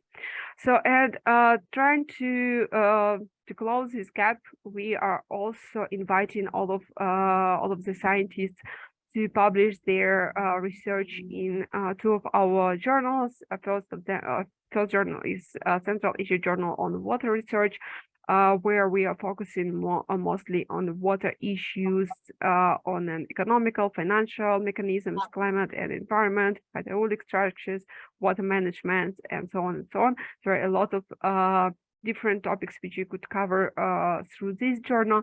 And there is also another new journal which was founded, which started just last year. It's a Central Asian Journal on Sustainability and Climate Research, where we are also have a big interest in Afghanistan, and really wanna bring more knowledge about the Afghanistan and Central Asian countries.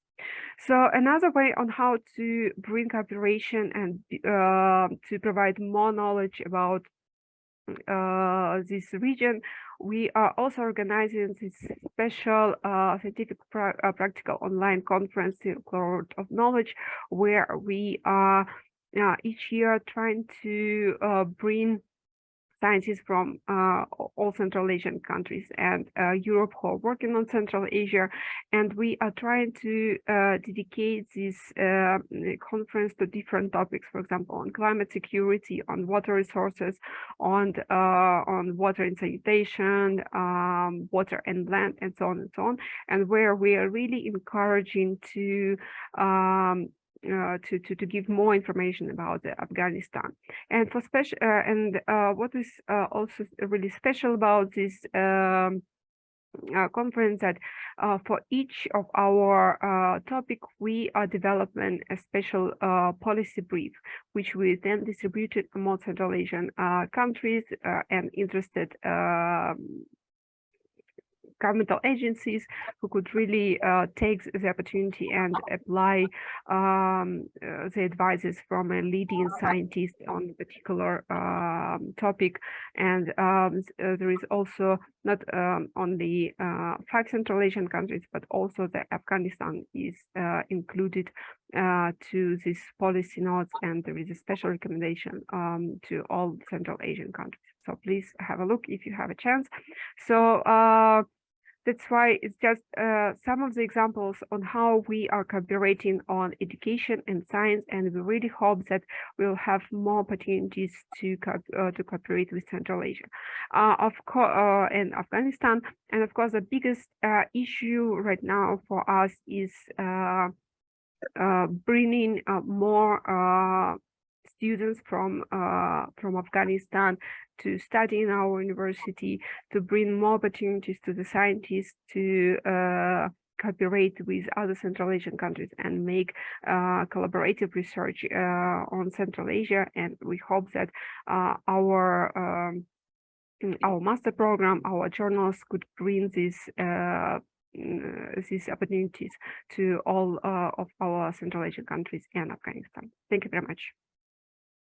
Thank you very much, Dr. Kovutenko, for sharing such rich experience of German Kazakh University on training water professionals in Central Asia, and conducting a very systematic work on preparing such specialists for regional demand. So now we are moving actually to the most important part of our event. I think to our workshop is mostly targets more discussion, questions and answers. So I would like to invite all our experts and participants to share some feedback, comments, or ask questions to our excellent speakers. I think we had a very tremendous number of speakers sharing very interesting perspectives on water issues, especially in relations between Central Asia and Afghanistan. So the floor is open. Please, if there is anyone. Shahina, please. Hello, everyone. My name is Shahina from Bangalore. I'm from the site of International Institute for Advanced International Studies. Thank you very much for your interesting presentations. And Dr. Dadabai, I hope I will get to read your paper because it was something else, seriously. We talked a lot about long-term planning, our first speaker mentioned, and also intersectoral approach. And Dr. Dadabai mentioned water and how much it's related to society, actually. And here, please don't roll your eyes if I start talking about gender mainstreaming in this issue. Working with international organizations, I have realized that many environmental projects do not really comprehend how much gender mainstreaming is important, and they think that we raising as a specialist on women's issues and gender equality, raising this issue within their environmental projects, we're just making their lives complicated. It's just some topic out of this discussion. We're dealing with water, right? How come you're talking about this? But I'm sure you understand when I talk about water, how much it conditions our environment and people overall. These conditions have different impact on people's lives. And as men and women, we have different experiences. If I talk about, in addition, these choices that we make as men and women, and how we can be agents of change depending on our roles in the society. In the global south and overall, women and girls, we carry these traditional responsibilities as food growers, water and fuel gatherers, and then caregivers overall, and connect women closely to the available natural resources. Compounding all of this, we have that today. If we think about this issue as opportunity-driven or cooperation-driven, as you have mentioned, do you think that there is a little possibility for us as a Central Asian community to discuss this issue and maybe have this environmental leadership in impact on lives of Afghan women? I mean, in a broader perspective, I realize it's just a question for fantasy novelists or something, but I see environmental leadership as an opportunity. It's an untapped, let's say, area where we haven't divided our roles yet. So where women can take the lead. So yeah, is there any hope? Is there any chance if we start talking about this within water resources in Afghanistan? So I hope it was kind of, thank you so much. Thank you. Yes, Chris. Just maybe I will directly not respond to your question, but I can give illustrations from what I have seen while working in Afghanistan in the field level and also working with students from Afghanistan, women students. First case that I saw that, also in Central Asia, agriculture, unfortunately, now in the shoulders of women for many reasons. One is migration. We know or not, but even during this time when we call 2001, 2022, where relatively peace was there, women have been the major workforce behind agriculture. So they had a very hard time to accessing to water. And I had a few cases when the Mirab men have been speaking to ladies who had land, their husbands left to Pakistan to work. And actually their issues were much more difficult than men. It was so difficult. I mean, Mirab refused to speak to them, and we facilitated, and there was a discussion, a woman and Mirab wanted to ignore. They said, I don't want to talk to women. What is this Islamic tradition that woman comes and speaks to me? Ask them to send their relatives who are men. That's not what I have witnessed myself. And I think that's a very serious problem, because actually when we had the follow-up research, I thought that women-led lands were getting less water. Factually, that's a factually, which we have also data, which we published then. And the next example, when I was working for German Kazakh University and teaching, I had 3 cases of students from Afghanistan. One was a woman. And I was impressed how much she was knowledgeable and actually much higher skills than men. I'm sorry, I don't want to discriminate against the men from Afghanistan. They're also smart guys, but she was so smart, and actually we had a quick time was 1 month when we prepared the paper. Actually, 80% of work she carried herself, doing master's degree.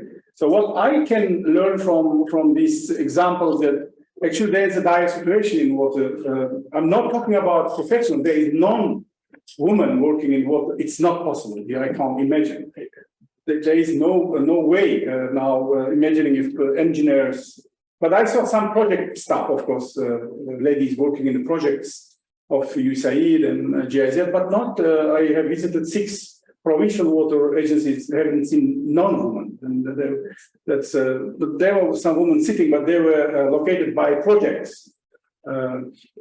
I see there is a dire situation, both because because the women are users actually, and they're leading agriculture production systems, and also a young generation of ladies coming from Afghanistan, they are smart. So what can be done? I think that the case from Deku and also the photo shows that setting up some kind of there is actually a Women in Water Alliance, Central Asia. You know, this Swiss have set up, and if you like to be connected with them, I can give you contact. Actually, they have a quite active role. Of course, unfortunately, in most of the cases, international projects are disconnected from major communities in Central Asia. We have to connect them, but they actually the women leaders, women water leaders, Central Asia. I think this group exists, and I can put you in touch. One idea could be understanding, and maybe the first step only, I can imagine research to understand what is going on there with women water users in Afghanistan. Are they still treated the same, like with hard difficulties? Still, they could speak to Mira, but I can imagine now they may not be able anymore to even practice agriculture. Let's see what's happening. It's a difficult situation. But I'm really interested if Afghan women also included this Central Asian Water Leaders Group, and some of existing Afghan students or masters or researchers who are working around the world could be linked to this group. I see there a very good perspective they can bring. They're really knowledgeable. This is what I can tell. I cannot respond directly. Professor Davar? Yeah, my experience is not as extensive as, for example, but I remember, I did my field work in Afghanistan in 2003 and 2004. But prior to, at the time when there was a hope that, the American invasion would actually bring something new. And actually, what I saw what we did here, it's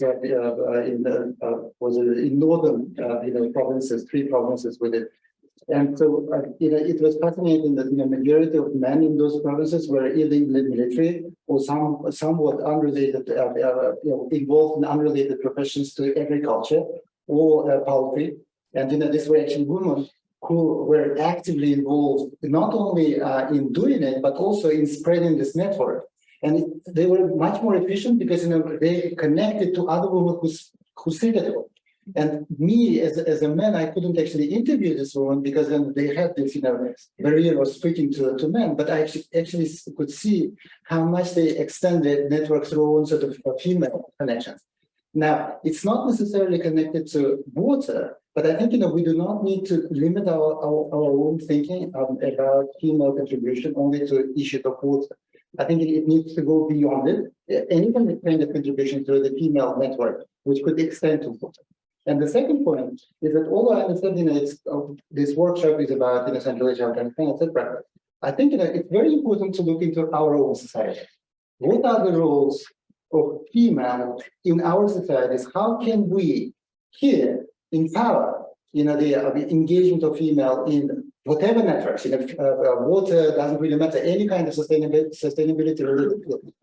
That could give us a clue about what we can export as a model. Because when we speak about Afghanistan, there is this image, oh, it's so bad there, and schools. Territorial, and we always think, oh, they are beyond this, river, and so everything's so bad there. But we are fine because we had all those experiences. But maybe, relatively speaking, but in terms of potential, in terms of what we can achieve for our own development, I think there is so much ground that we can actually, build up on, and I don't see that happening. Unfortunately, we talk about empowering and all this. But when it comes to actions, not much really is taking place in terms of placing female voices at the level where this could be sort of making any decisions. There are many females obeying decisions, that we see, but we actually don't see much in terms of decision making right now. And the final point, sorry, is about what Professor Abdullah also said about this, Kazakh case. I actually think that this is excellent. One thing that I just mentioned that Kazakhstan is an excellent case of bringing Afghan sort of specialists there and training. But I think Uzbekistan, in many cases, fits it even better because religiously and when we talk about the northern territories, ethnically, they are very close to them. So among them, dispatching their daughters to be trained in Termes or somewhere, at the border, would not cause them anxiety or sort of anxiousness, about the threats when they compare, sending their daughters somewhere to the west. So I think, Uzbekistan in that particular case has a special role to play, and unfortunately we don't acknowledge that. But I think, this is the time. So my call would be to move away from both explicit focus on water, but maybe, any kind of environmental issue and, the role of female that can be played. Thank you. Thank you very much. I would like to use my position as chair and ask a few questions which I had during our discussion. Well, you're still with us. I would like to ask you to say a few words about what were the obstacles of the canal implementation before Taliban takeover? And were there any talks with Central Asian countries at that period? So what kind of negotiation were conducted, if there were any? If you can elaborate on this couple of minutes, it would be great. I also have a couple of questions to our colleagues, Dr. Iskandar Abdullah, to Dr. Ziganshina. You mentioned about the legal basis and potential areas, how to deal with this, how to cooperate with Afghanistan. If you can elaborate a little bit more about specific mechanisms, not bilaterally, but regionally, approach to this and how to make some negotiations, compromise on this project, it would be useful. And Dr. Haidarov, if I may, I would like to ask you, maybe you can share a little bit from your experience of being a lot of time in Afghanistan. Is there any ideological perspective for Taliban in the implementation of the project?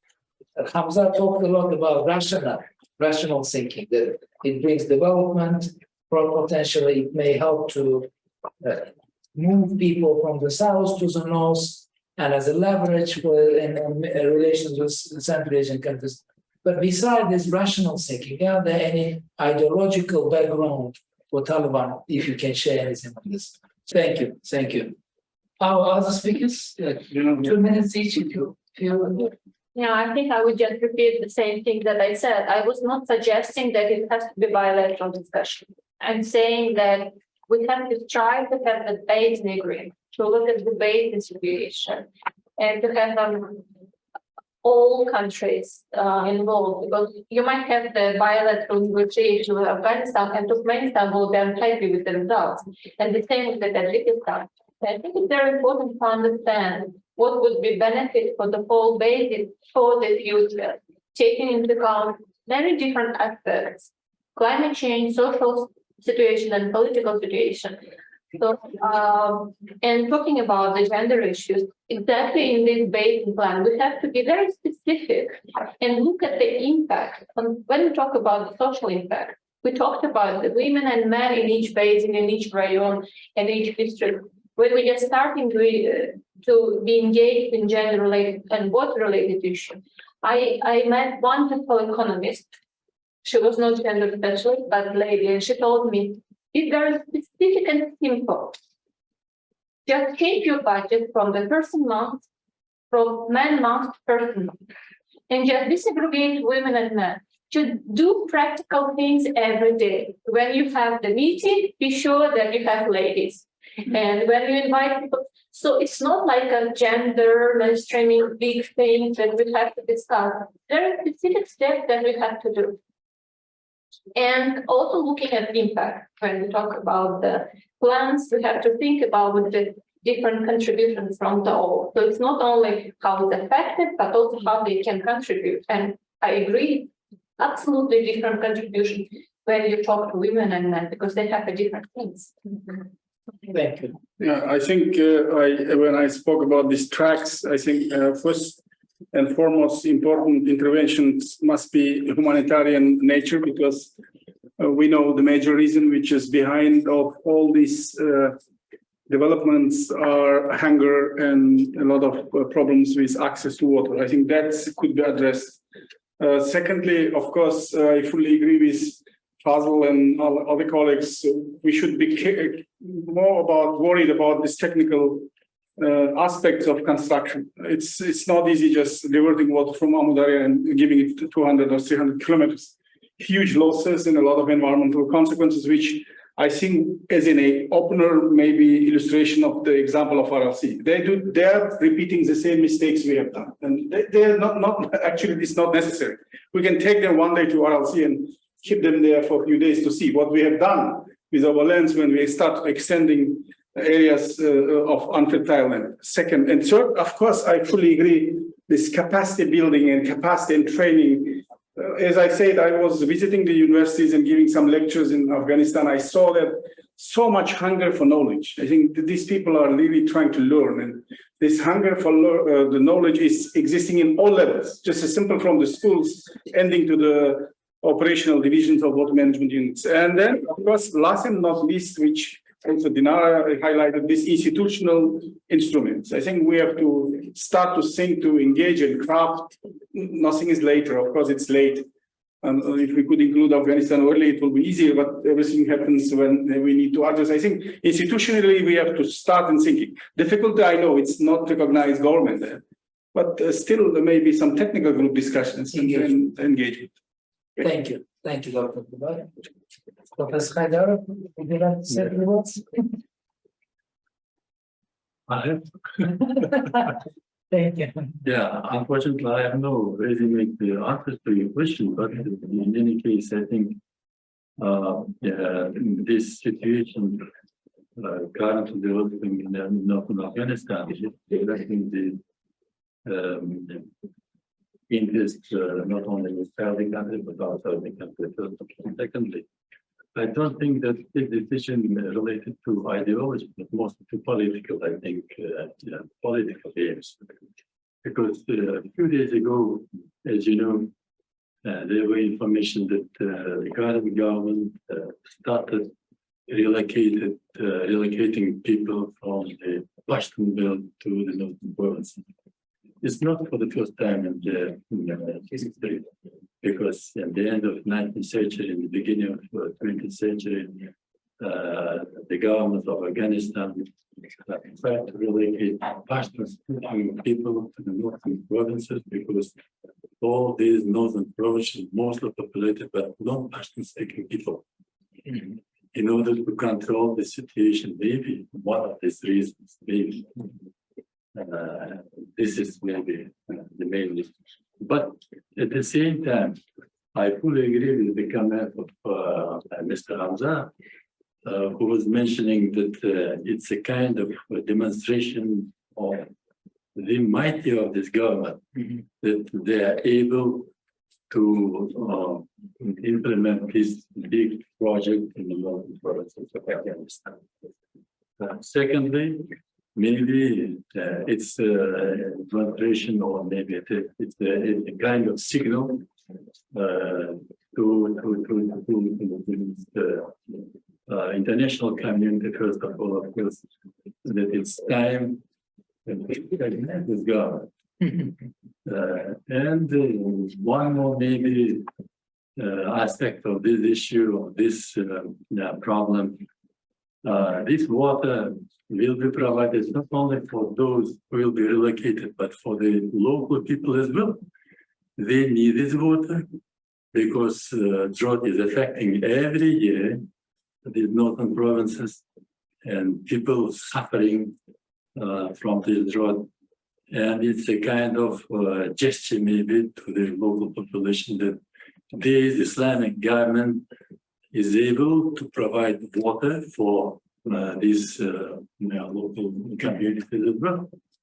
So maybe there are some other aspects, I don't know, because unfortunately we are lacking enough information coming from Afghanistan. But I think it's a good question and we should dig more and more, Indeed. like Afghans digging this canal.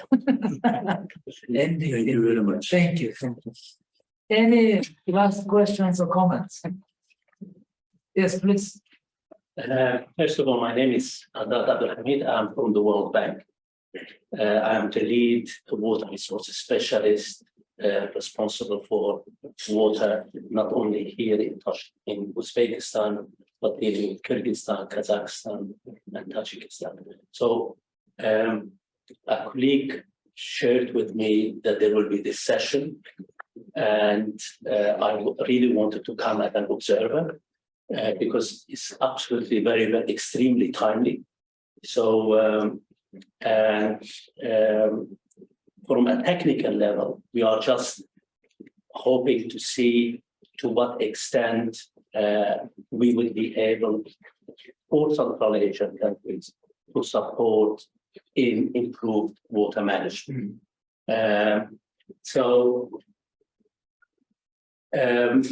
Couple of things which clearly the way we see it, for example, here there was not much discussion also, for example, on the impact on Turkmenistan.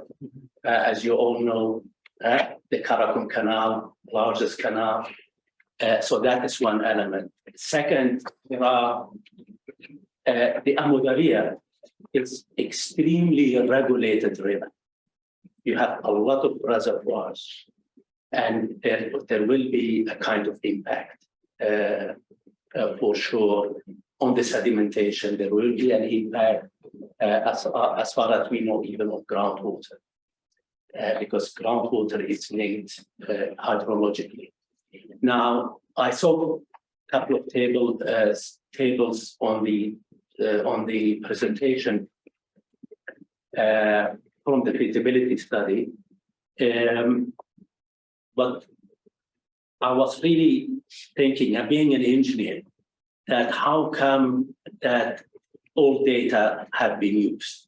And ICWC has an amazing data on all aspects of water.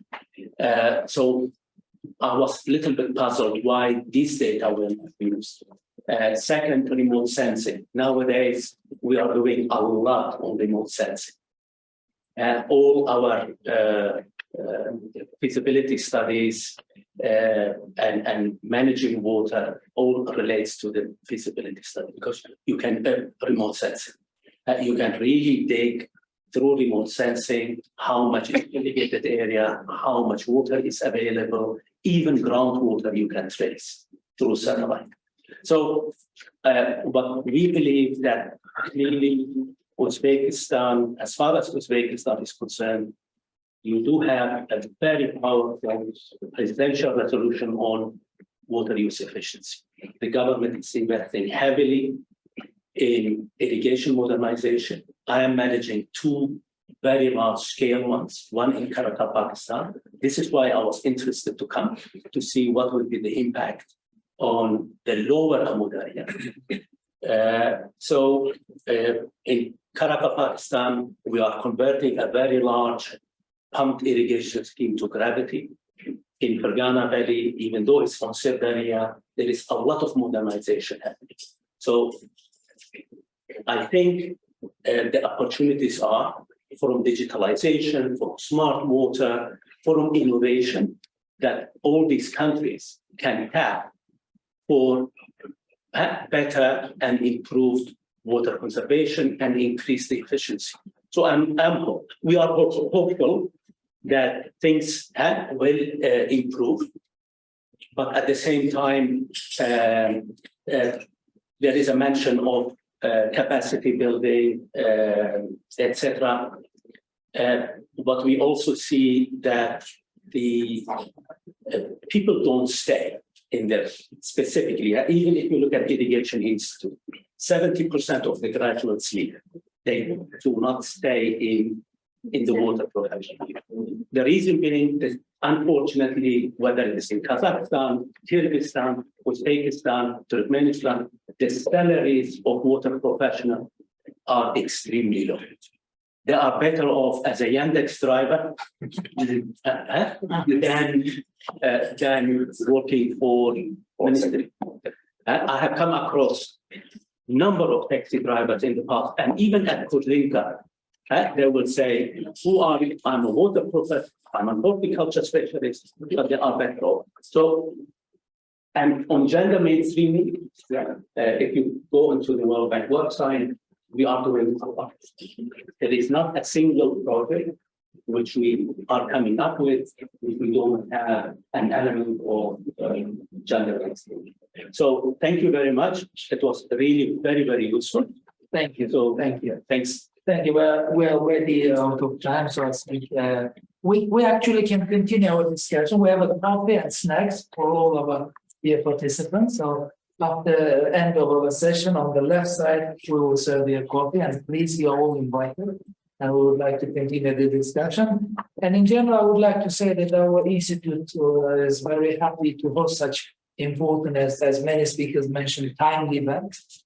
And actually, this is the idea of our institute, to become a platform for such lively expert discussions, not just big promotional events, but more detailed and more focused discussions on very relevant topics. So I think we will continue this kind of discussion. It's our just first event devoted to this topic, but in cooperation with our dear experts and colleagues, especially Professor Iskandar Abdullah, who was our co-organizer and co-convener of this workshop, who would like to continue the discussion. So we are open to such collaboration, and if you have any new ideas, fresh ideas about potential cooperation, we can discuss them later on. Professor Abdullah, would you like to say a couple of words? Yes, first of all, I would like to thank Institute for Advanced International Studies and World Economy and Diplomacy Institute and University for organizing such discussion. This discussion is not started from academic community. Now, I'm very happy that rather society and discussions in society, you remember this Kun U's interview and other interviews following up and TV programs, everyone is speaking about this issue, is very good that actually now things are changing. It's not we are driving, but society is driving issues. And I can understand, and I have a sympathy for people who are thinking about the Kosh-teppa canal and its impact on people's life, because we are already under pressure. We have a lot of problems already in our region we're witnessing and living with. Therefore, I think we had a good discussion. Also, I watched the interview of Minister of Water recently on Kosh-teppa canal, and he's also explaining how and what steps the government is taking. So it's also a good indication there will be some follow-up by government. But our role as a scientific and research community is, as Professor Haidar said, we should dig deeper. And also my colleague from World Bank explained we should really gather more scientific information to analyze what's going on. And it's our role to provide both society and also policymakers some options to make the correct decisions. That's our role. And I think that's a good step towards. Of course, we are thinking always, and we listening that there was win and loss fixed term in our mind. Yeah, we think always if they get water, we will get bad, yeah, or we will have problems. But Hamza showed both we may lose, but also we may gain. Actually, prosperous and good neighborhood, like in northern Afghanistan, is important for many reasons for Uzbekistan. The trade routes, and also sale of goods, and also exchange of economic goods. All these are prosperous. I think we should think of now in terms of win and win. But steps are difficult. I know Dinara explained what kind of institutional roads can be built up, institutional engagement, unrecognized government, all these are challenges. But I think today's discussion is pathway to really try single out some options which can be taken. I'm sure step by step we have to do, but there is no way. We cannot choose our neighbors. They are our neighbors in the Hudare, and I'm sure we will find a good solution. Thank you. Thank you. So, thank you very much for attending the event. And we are planning actually to produce a small policy report on this, and we'll definitely share with all of you in a while after the publication of the report. And also today we have recorded the event. If anyone wants to appear in recording, please let us know until the end of this week, and we will properly edit the video recording. Then next week we will upload it to our website and YouTube channel. Thank you very much. Now you're all invited to our coffee and further networking and chatting. Thank you very much.